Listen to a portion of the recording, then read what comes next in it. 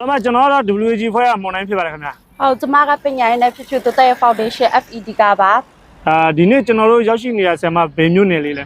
ဒီထိုင်းနိုင်ငံချန်ချင်ဆောင်ခရိုင်ဖက်ကရှင်ဟုတ် ကျွန်တော်ချာချင်းဆောင်မှာခုဒီလုံသမားတွေအခက်ခဲလေးကိုလာရောက်ပြီးတော့ကျွန်တော်ကူညီပေးဖို့ရောက်ရှိနေတာဟုတ်ရနော် ဟုတ်တယ် WG ဖွဲ့နဲ့ FED Foundation နဲ့ဟုတ်ရနော် ဟုတ်တယ်ရှင် လာပြီးတော့ကျွန်တော်တို့ကတော့ဗောနော်ဒီအမားတို့ရဲ့အခက်ခဲလေးတွေပေါ့နော်စော်ဝါဒီကံမှာဒီနေ့ကျွန်တော်တို့တိုင်ကြားပေးမယ်ပေါ့နော်တိုင်ကြားပေးတဲ့ပုံမှာဒီ FED Foundation ရဲ့ကျွန်တော်တို့ WG အဖွဲ့နဲ့ပေါ့နော်ဒါပူပေါင်းပြီးလာပြီးကူညီဆောင်ရွက်ပေးတာဒီ NGO တရားဝင်နေ Foundation ဖြစ်တယ်ပေါ့နော်ကျွန်တော်တို့ကတော့ဒီ FED Foundation နဲ့ဒီ WG အဖွဲ့နဲ့လာရောက်ပြီးကူညီဆောင်ရွက်ပေးတာဆရာမတစ်ချက်ပြောပေးပါ နော်ဒီ FED Foundation အပြည့်အစုံကတော့ပညာရေးနဲ့ဖွံ့ဖြိုးတိုးတက်ရေး Foundation လို့ဒီထိုင်းနိုင်ငံမှာတရားဝင်မှတ်ပုံတင်ထားတဲ့အဖွဲ့အစည်းတစ်ခုဖြစ်တယ်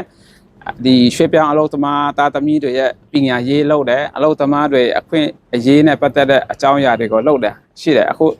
ဒီမှာကိုမွန်တိုင်းတို့ WAG တွေနဲ့ပူးပေါင်းပြီးတော့မှအလုပ်သမားနဲ့ပတ်သက်တဲ့ဒီတတ်နိုင်တဲ့အဖက်ကနေအပြည့်အဝပံ့ပိုးကူညီပေးတဲ့အဖွဲ့အစည်းတစ်ခုဖြစ်ပါတယ်လို့ပြောချင်ပါတယ်နော် တတိယခေါ်ရတယ်တတိယပြီးတော့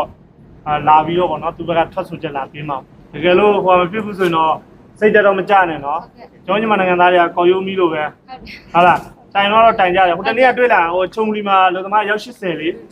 ဥဆောင်လာတော့ဟုတ်လားဥဆောင်လိုက်ကြတယ်ဟုတ်လားနှစ်ယောက်ဒီများနှစ်ယောက်လေအခုတကယ်ဖန်ကန်ထီသွားတော့ဒီများနှစ်ယောက်ပဲတယောက်မှမပါတော့သူတို့နောက်မှာ ဟုတ်တယ်သမီးက